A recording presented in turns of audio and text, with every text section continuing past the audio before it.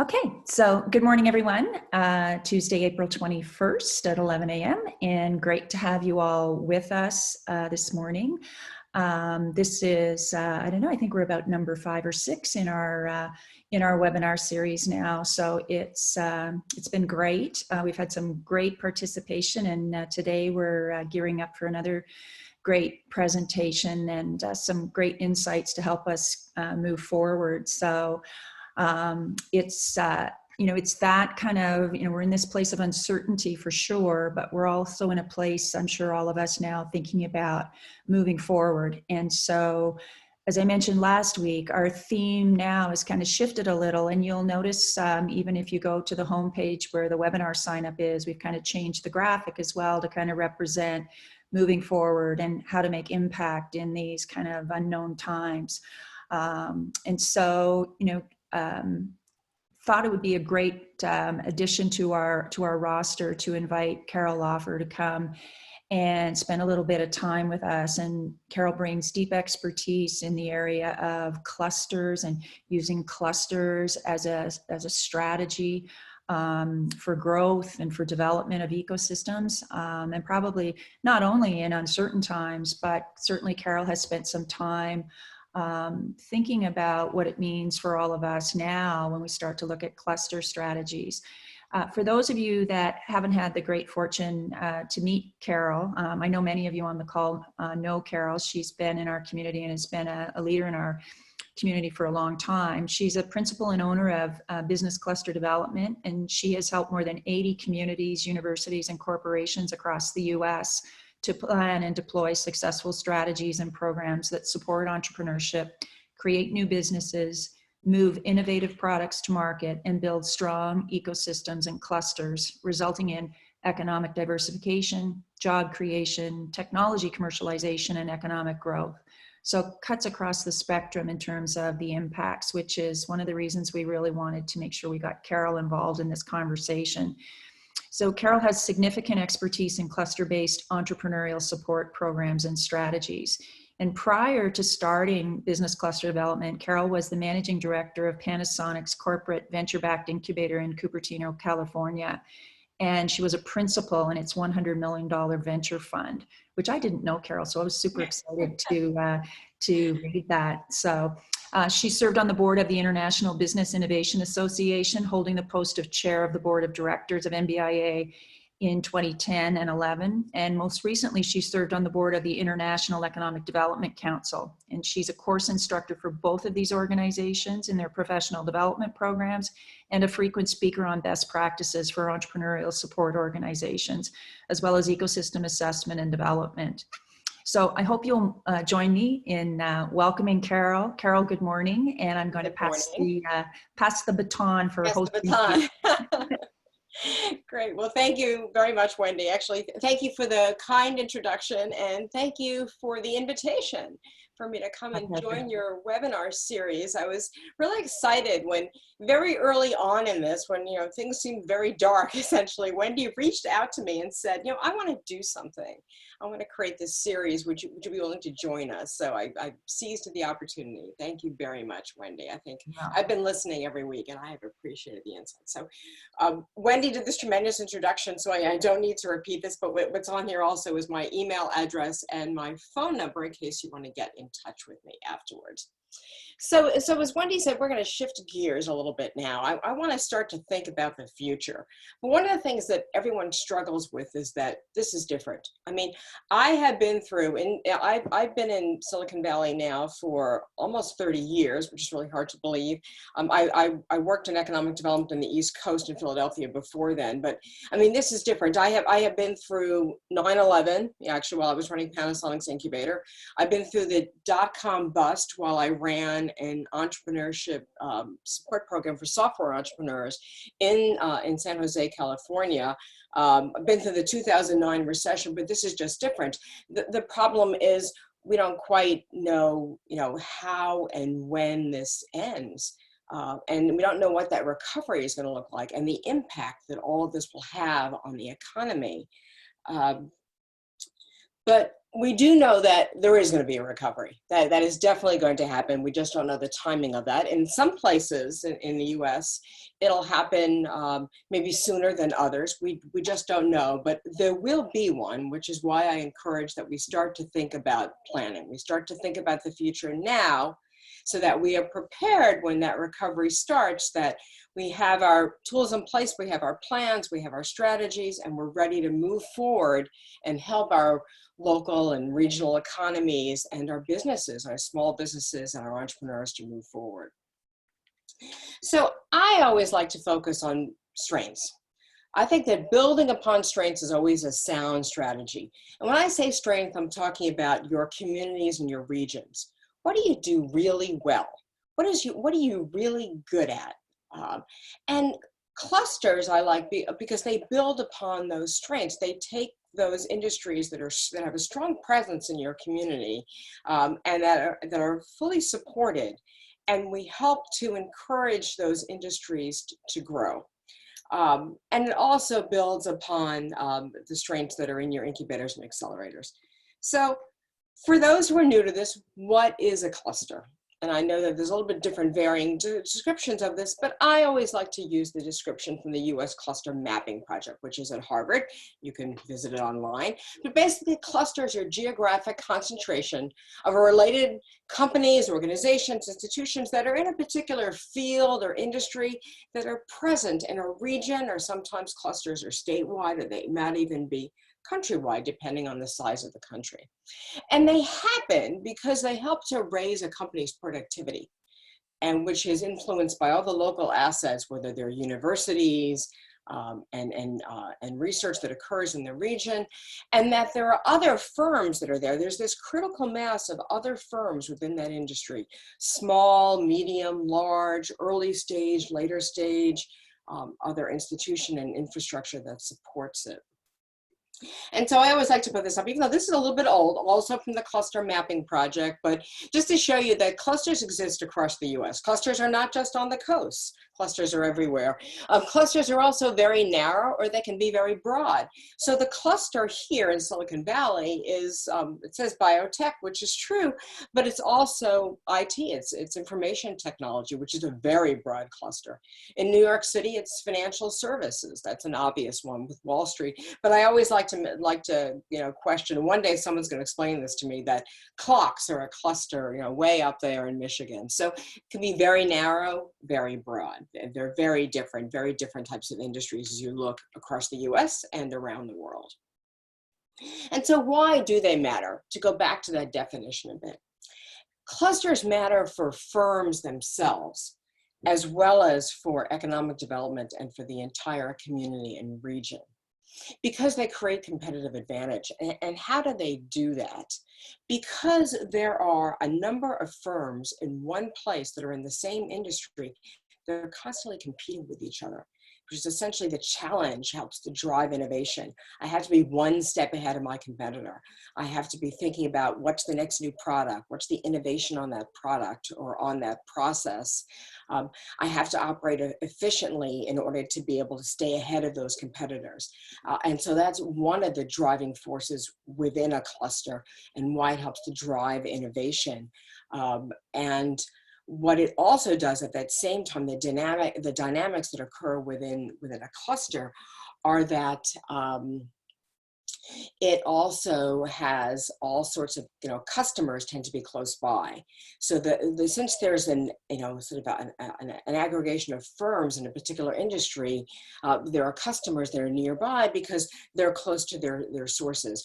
They can take that, the companies can take that market intelligence and incorporate it into the work that they do to create innovation and new products. At the same time, suppliers tend to be nearby, which also increases the competitive advantage. They can get their supplies faster through their chain, produce faster. And so if you think about it, one great example of that, of course, is Silicon Valley. And I talk about Silicon Valley a lot because I live here and I've lived through this, but because it's also a very mature cluster, there are lessons learned for clusters regardless of where you are. So if I take the example of Silicon Valley, we have, of course, Google is actually about 8-minute drive from my house, and Facebook is probably about 10. And so you see these larger firms, but then you have startups that are also in the IT field, and you have growth companies that are in the second stage. So you have, you know, customers that are nearby and globally, and customers that have global connections that are here. But you also have talent, which is a really important factor within clusters. So someone relocates to Silicon Valley to take a job at Google and spends a fortune on their home, but they know that when they come here, when they get bored with Google or some, you know, economic change occurs, might be a job with some other tech company that's here, or they might go work for a startup for a while, and that works out, they stay there. Doesn't work out, they go someplace else. So it has this great draw for talent, and that's something else that's really important. And this draw for talent, this competition for talent, tends to produce higher than average wages. So this is, you know, some of the reasons why clusters matter, and clusters help to drive economic development. And that's why I like to focus on them for the recovery, because clusters draw on the strengths in a community, and they're a focused strategy. I'm going to focus on this particular industry.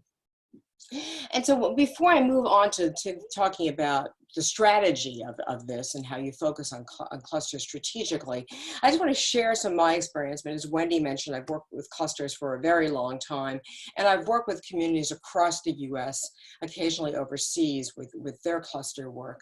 And so what, in my experience, are the components of a successful cluster? So this is what I have learned over the years, that of course, collaboration is really important. So we talked about industry, but it's not just presence of an industry, it's the connections and the linkages within that really helps make a cluster. It's not just an industry in a silo. So what you see is service providers who are connected to companies, organizations that help to foster collaboration. So like the life science industry in Southern California has a bioscience association. There's one up here as well. There's Bay Bio as well. So that's helping to forge the collaboration among different firms, service providers, and institutions. Capital, of course, there has to be money to help to fuel these new ideas and help to bring them to market and the growth of the companies. And talent, as I mentioned before, you have to have those smart people that can work in these industries and can help to develop these ideas. Engineers in the case of IT. In a manufacturing cluster, you need a labor force to be able to work on the manufacturing line. So the talent varies, but you must have that talent pool, otherwise the companies can't grow. Innovation. We need those new ideas that are going to come up to help to fuel the growth of the cluster.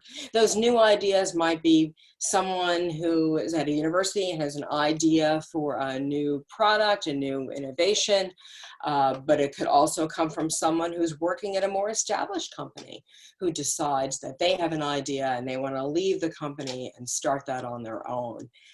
Or it can be also within a company, the innovation that occurs that allows them to be able to create new products and new product lines. Business activity is something that we have always focused on when we look at clusters for BCD. And that is that I want to see companies of different sizes and different stages in the life cycle for a healthy cluster. So I want to see startups, I want to see second stage, I want to see mature companies as well. And then I want to see opportunities for growth. When I want to target a cluster and from a strategic standpoint and say, well, this is what we're going to focus on. This is going to help to drive our economy. This is going to help us recover from a recession. I want to look at growth. I want to look at emerging clusters, not the established ones.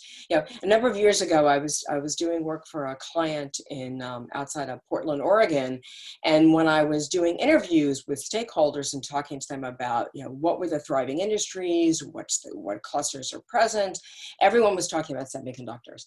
Yes, Portland has a historic, established semiconductor cluster.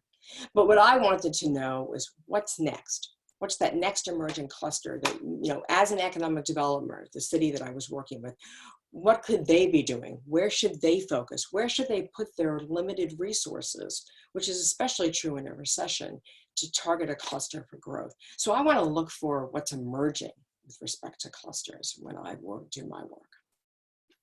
Now, this is something that I want to touch upon because this is sort of one of the things that makes us a little bit different. So, of course, clusters talk about industry, and I'm going to spend almost the entire presentation on that. But we also use clusters when we think about demographic sectors and using it to target demographic sectors. And I'll get back to that towards the end of the slide deck. So, I've talked about what clusters are, why they're important, why I like to focus on them, but I think now what you want to do, and it's hard to say, because right now I know everybody is heads down trying to help, especially the small businesses in your community and the entrepreneurs. How are they going to survive through this when right now they might have no customers, they might not have funding available for their growth, they've had to lay off employees, and we are so focused on that on a daily basis. But at the same time, we have to just start to think about what's that pivot? What are we gonna do when the recovery starts to come? And we have to be prepared for that and start to plan so that when the recovery starts and we want to start to plan for that recovery, we want to be able to start to have our plans ready for that. So, two ways to start here with respect to clusters. Many of you might already have some type of a cluster study that was done that identified, these are the 2, 3, 4 clusters. It's life science, it's manufacturing, you've got 3 or 4 of them identified. And so your job is then going to be, which clusters do you need to focus on for the recovery? So in some ways, your work is a little bit easier. You're a little bit of a step ahead. But for those of you who haven't done any cluster work and you're trying to determine is there a cluster in my community? First of all, if there is, what is that? And therefore, what should I focus on? I'm going to talk about the process here very briefly. I actually teach a course for one of the instructors for a course for IEC, in which I spend probably about a half an hour talking about this topic, but just very quickly, how do you identify the cluster? Well, there's a quantitative approach and there's also a qualitative aspect to it. First of all, you have to take a look at data. So people often take a look at location quotient because that shows concentration of a particular industry in a particular area. But you also have to take a look at, sometimes people look at input-output analysis. So basically, I'm looking at the data to figure out what industries are present in our community, what subsectors of those, where are we stronger than other surrounding communities or other communities, or what's our competitive advantage. So at the same time, the quantitative data doesn't tell us everything we need to know about a cluster. And so we have to go out and talk to people. Talk to people in the community, talk to entrepreneurs, talk to businesses, talk to service providers who serve those businesses. This is the qualitative aspect that's really important. It helps to fill in the blanks with respect to the quantitative and helps to validate what we've learned. So when I do this work, I might look at data, but then I go out and I do a lot of interviews in a community. I interview entrepreneurs, I interview businesses, I ask them about the industries that are present, what are the challenges that those industries face, what kind of resources exist to serve them, what doesn't exist, to understand the gaps and what I might do as an economic developer to be able to address those gaps, to be able to strengthen the cluster and therefore help to create new businesses and jobs in the community. So that's very briefly what that process looks like.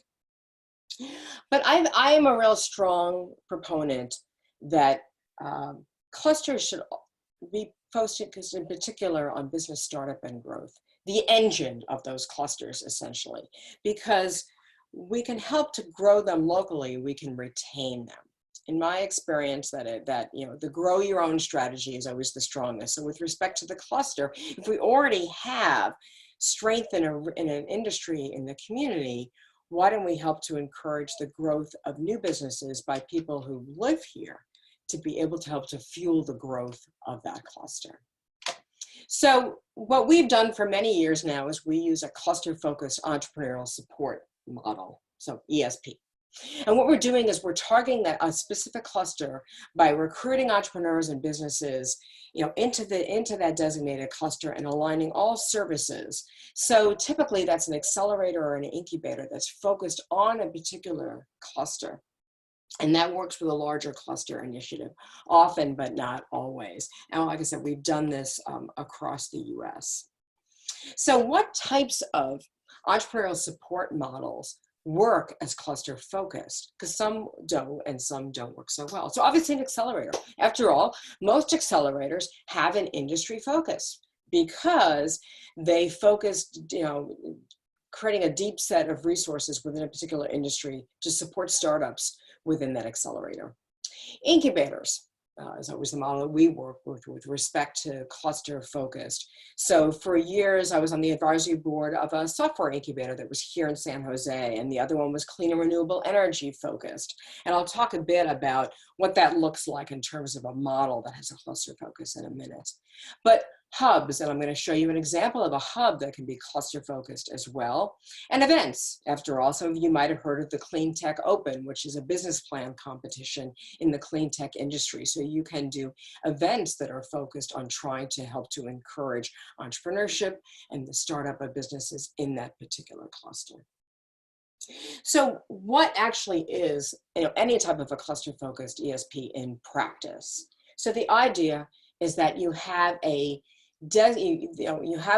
your brand is the cluster, and you market that we are looking for companies that are starting in this cluster. We're looking for entrepreneurs who want to start a company in this particular cluster, and we provide specific support, specialized support in order to do that. So we only recruit companies that fit within that cluster. We have to turn everybody else away. We develop selection criteria and processes so that we can choose companies, screen them that are a fit for this cluster. So we're staying within our focus here by recruiting and creating criteria that's specifically targeted for that cluster. And then we align all the services that we provide. So our mentors, for example, include a set of subject matter experts within that industry. They understand how to start and grow a company in that industry. So if I have a life science focused incubator, that is a cluster focused incubator. What do I have in terms of services and activities? Well, first of all, I have a facility that has wet lab space and dry lab space because that is needed for the companies that are in that industry. I have mentors that include experts in regulatory affairs and clinical trials because I work with pharma companies within the life science industry.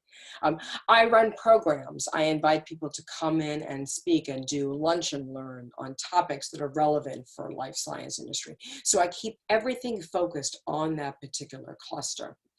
I already mentioned the industry experts. And then what I'm essentially doing within the confines of that ESP is I'm really creating my own sort of mini ecosystem within there.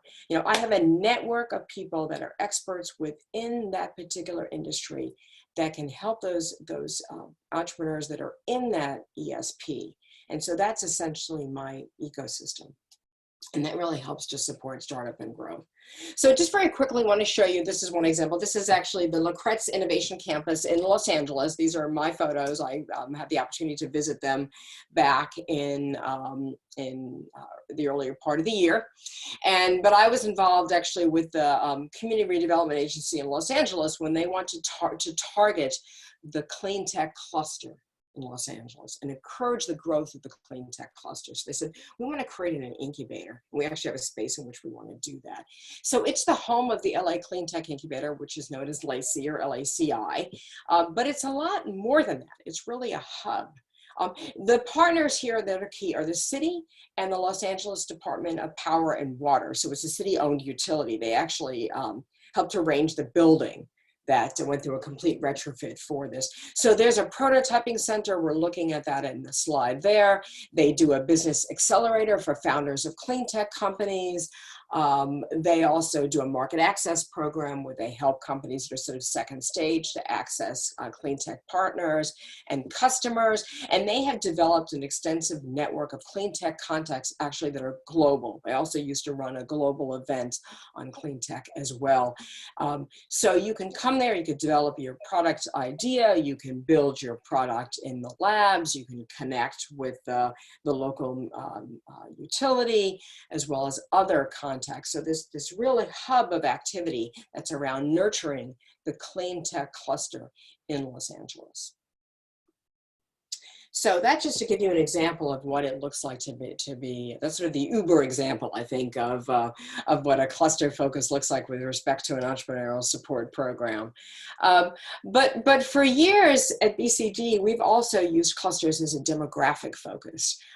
So way back, actually, we actually were involved with the creation of an incubator in San Francisco that was focused on women-led technology companies. It was funded through a foundation that was actually started through an individual who had made her wealth in Silicon Valley and wanted to help women get access to capital. So we took our model of cluster-focused incubators and applied that to women-led technology companies. And so, what did that do? It created a network of women entrepreneurs essentially within the confines of that incubator. And so we focused on actually particularly getting them access to capital, creating programming around access to capital. But you could only join that incubator if there was a woman on the founding team of that company.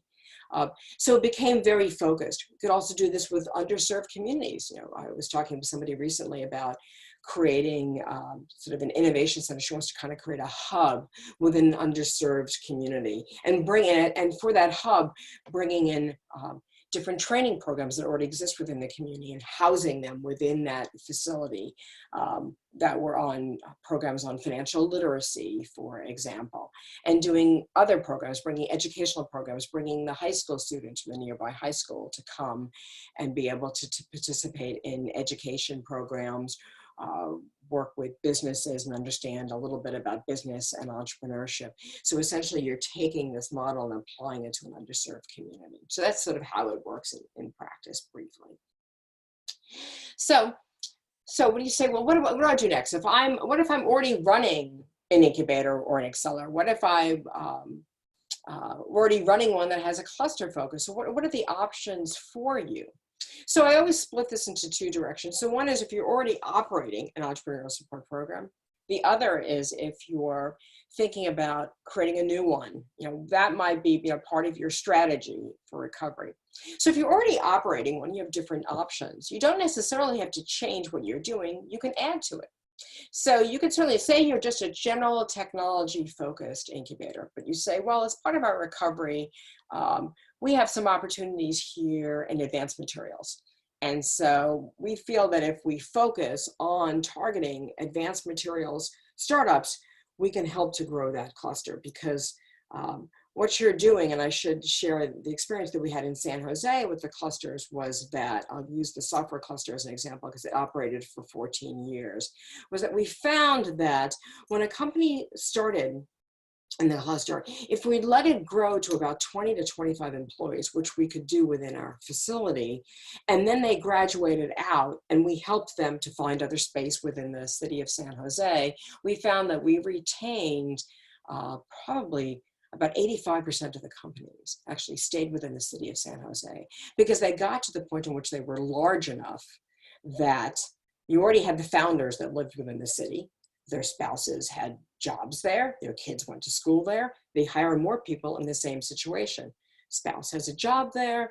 Kids go to school there. And so then when the company goes to spin out and graduate out of the incubator, it stays because there's this stickiness that occurs because they're already wedded into the community. So that's one of the other advantages of having these types of entrepreneurial support programs that are focused on a cluster.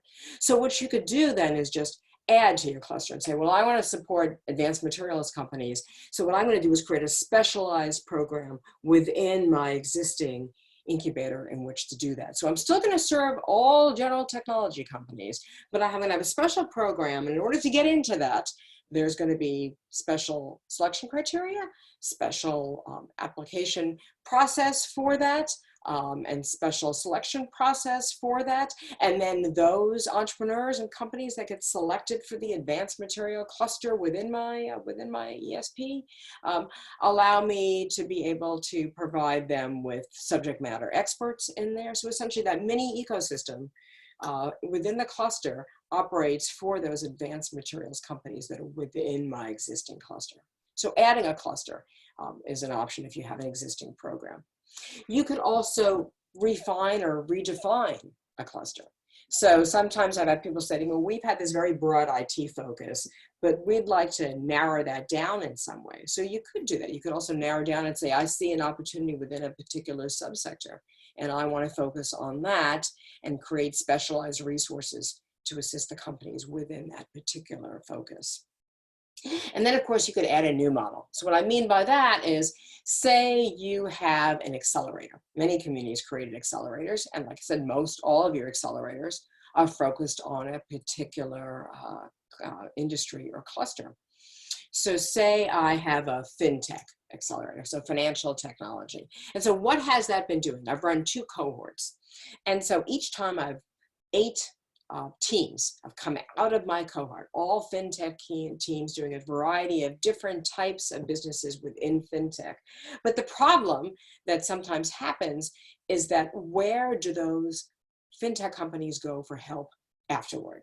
No, they're not done when they're done with the accelerator. They have a business model, they might have an early product, but they might also benefit from the assistance that an incubator could provide. So do you create an incubator? That's the new model to add to this, so that that's fintech focused, so that the fintech companies that come out of the accelerator then can move into the incubator. And how does that benefit you from an economic development perspective?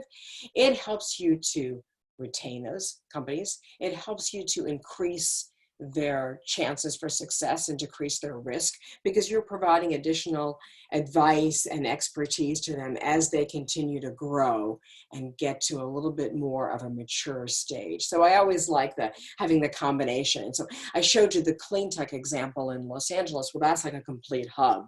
So that's also adding essentially makerspace as well. Someone wants to build their prototype or do small batch manufacturing. They can do that within that. So some people might actually decide to build out a whole hub focused on the cluster. Or maybe you want to take the approach of, let's create some type of event. I want to create visibility once people can gather, I should say, when we get to that stage. Do you create an event that helps people to focus on innovating, a hackathon within a particular cluster as well? But for now, we're going to still clear the events and just focus on other models. So. And then for those of you who say, well, we don't have a cluster focus, we don't have an incubator, we don't have an accelerator, but maybe we should think about creating one as part of this cluster strategy, so we can create one of these little engines that helps to foster the startup of companies and then spin out companies into our community. And so then there's planning that has to be done for that. Like I said, you have to figure out which cluster you want to focus on in both of these cases. So say your community has already chosen 3 or 4 clusters, which is the right one to focus on for your entrepreneurial support program. How will you focus on it? How will you target those companies? How will you serve them? What kind of services will be provided? Who will be your partners in this? Are there other organizations that you should be working with? So say you are the Economic Development Corporation. Should you be working with a university that's nearby? Should you be working with the Chamber of Commerce? Is there an industry association that you should partner with? So you also want to think about all the partners that you bring to bear on this as well. So I encourage everybody, like I said, I know it's hard. Everyone's, got their plate full with trying to help the small businesses in your community, but you have to start planning for it now, even if you just do it a little bit at a time. So the first thing to do is to identify the cluster. So like I said, if your community has already identified clusters, your job will be to figure out which one of those clusters that you want to particularly focus on with respect to entrepreneurship support.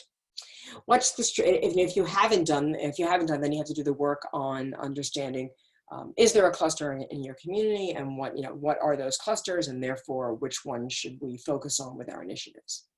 Then of course, plan the strategy of how are you actually going to work on trying to grow that cluster. I guess I encourage you to think about the cluster-focused entrepreneurial support program models because of their focus on innovation and grow your own businesses, etc.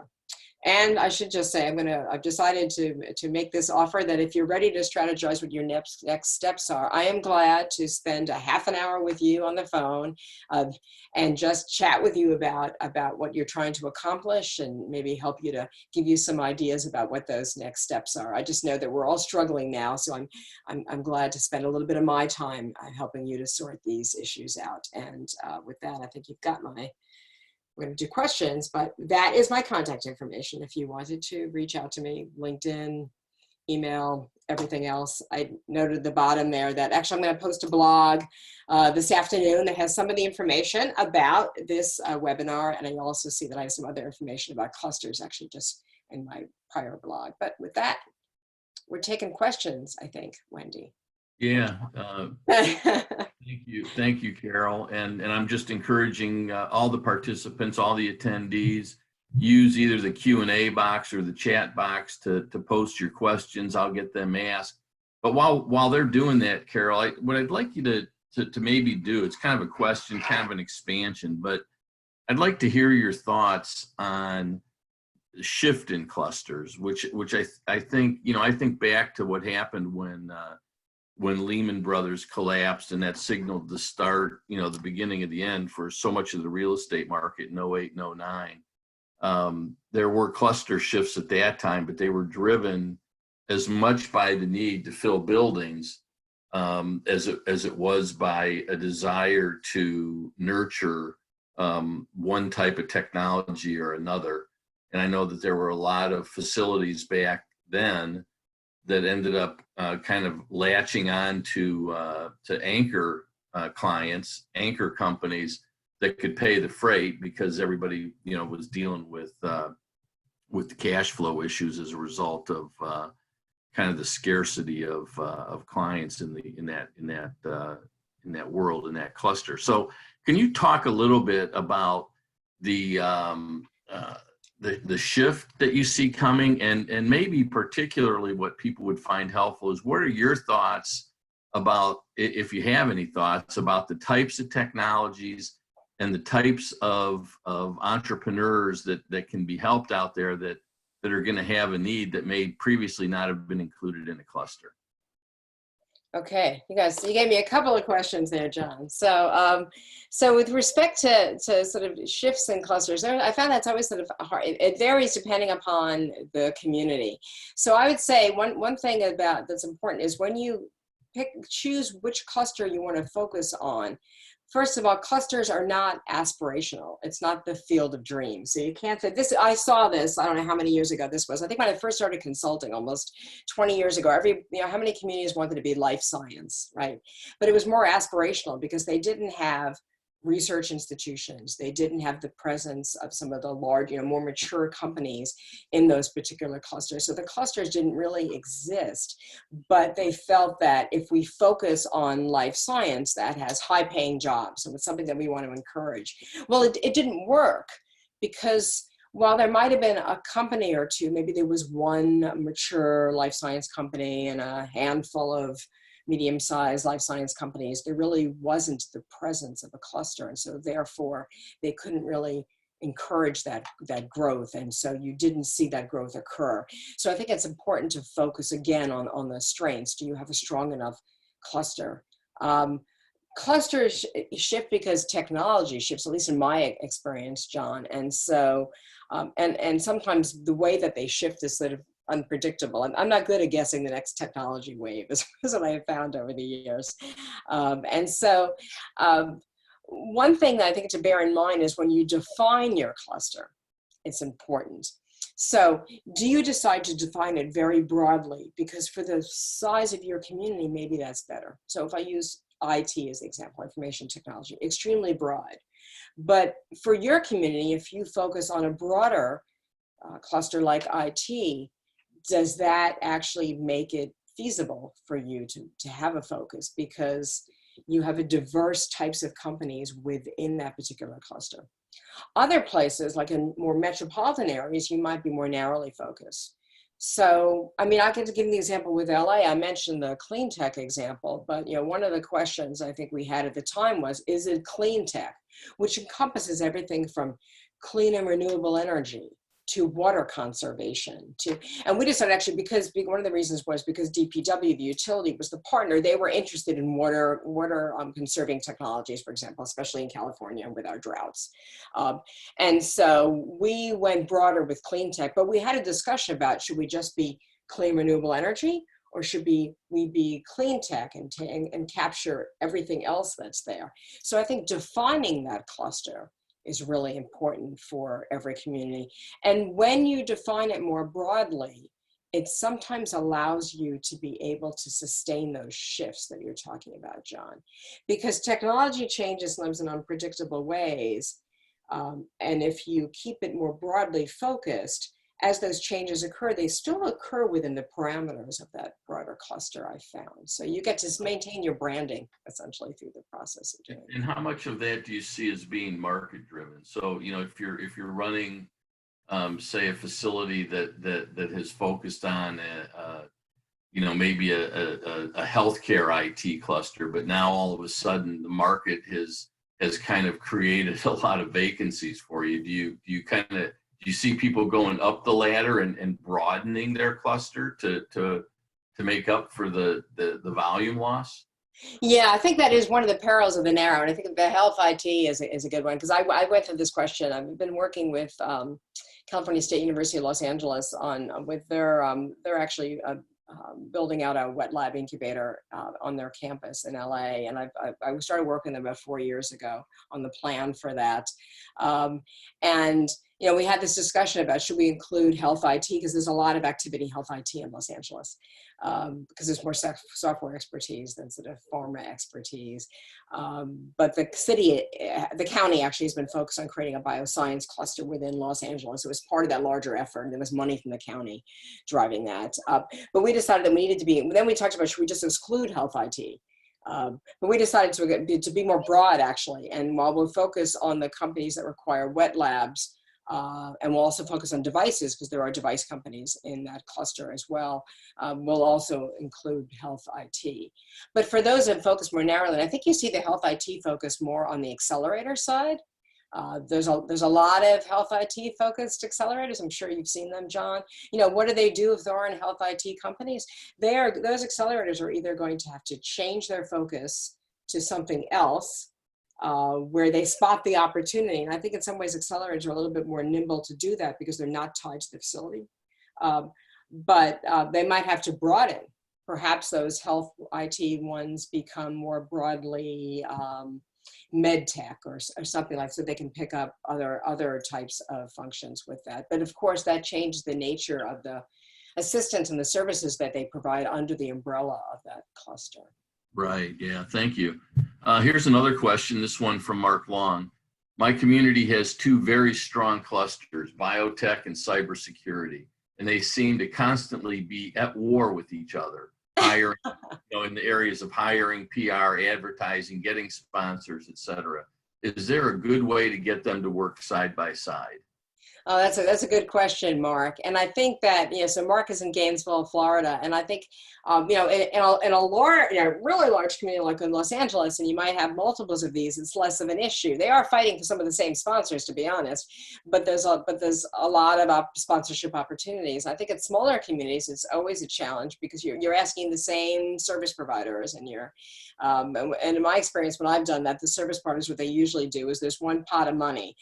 I've got $10,000 to spend on sponsorship, so then they're just dividing it up. So you're getting half, and the other incubator's getting the other half. So way back here, when there was a number of incubators that were nonprofit that all were focused. So there was the software cluster in San Jose, the clean renewable energy one that was also in San Jose. There was a bioscience incubator also in San Jose, all funded by their redevelopment agency at the time. And then there was a nonprofit incubator up in the city called the Renaissance Center that was focused on women entrepreneurs. And so we all had a great relationship. We would cross-refer. Is what we did. But we worked on building our relationships so that we would even like refer. If somebody approached me about sponsorship and they weren't interested in what I was doing, I might send them up to the Renaissance Center because I knew that they'd be interested in supporting women entrepreneurs.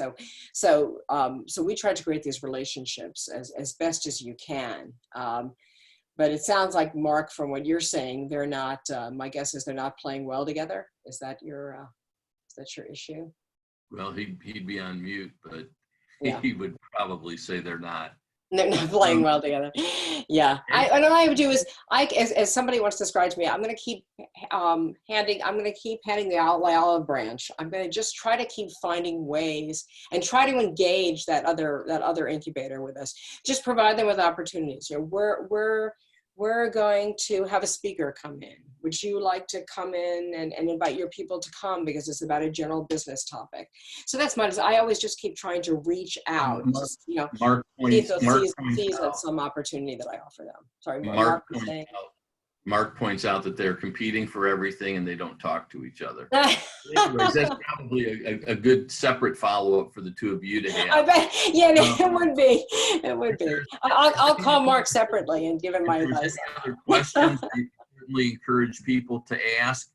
As we wait to see if there's any more, Carol, do you have any closing comments, and then I'll turn it back over to Wendy. Yeah, I was just going to seize on something that you mentioned actually in your comments. That's a good point. You talked about anchor tenants. And so for those of you who are running incubator programs, I used to actually, when I was starting out, and sometimes at different points in time, would focus on having an anchor tenant within the cluster, though, if I have a cluster-focused incubator, because they pay market rent, they provide some stability, and this is especially important in a recovery. So I'll give you the example. So with the software cluster in San Jose, this was the dot-com bust. We had one company that had been doing really, really well, and they kept growing. They were actually growing so fast that we had already told them, given them notice that they were going to have to move out, within a couple of months because they would exceed the amount of space that any single company should have. We want to make room for more startups so that we can continue to help to grow and graduate these companies. But when the dot-com bust hit, they were still doing okay. So we actually let them, I think they took on another office or two. We let them keep the offices. And then they essentially became the anchor tenant. And they paid rent throughout that process. And so that helped on the finance side as far as keeping these programs going. So anchor tenant within the, and I do it within the cluster, because having that anchor tenant within the cluster working in that same industry, they're a great resource. I've had the CEO of the anchor tenant coach the startups within that. Some of their key members of their team have done that as well. They've added expertise. They've shared their contacts.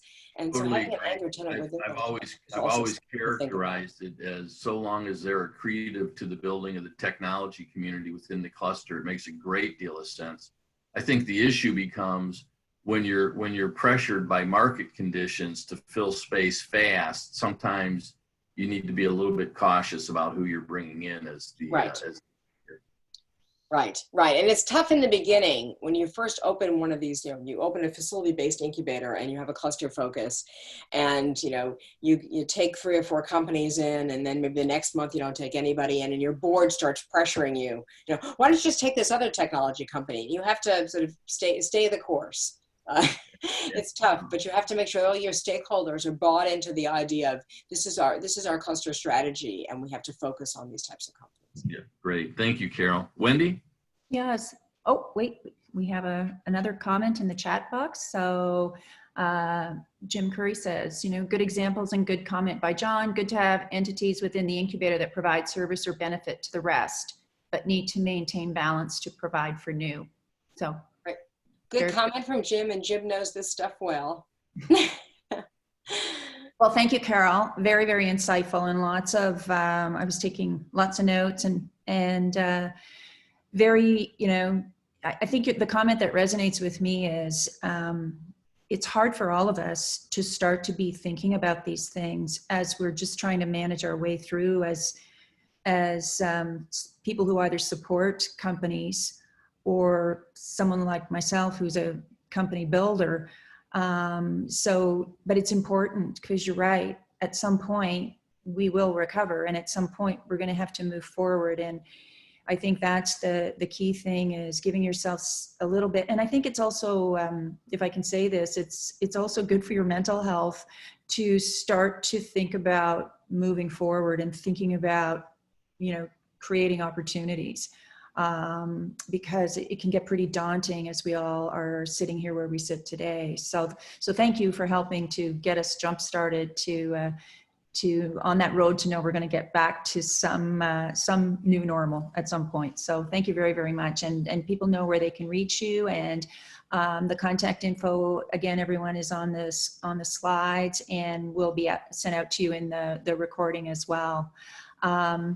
So next week, I guess I'm on the hot seat.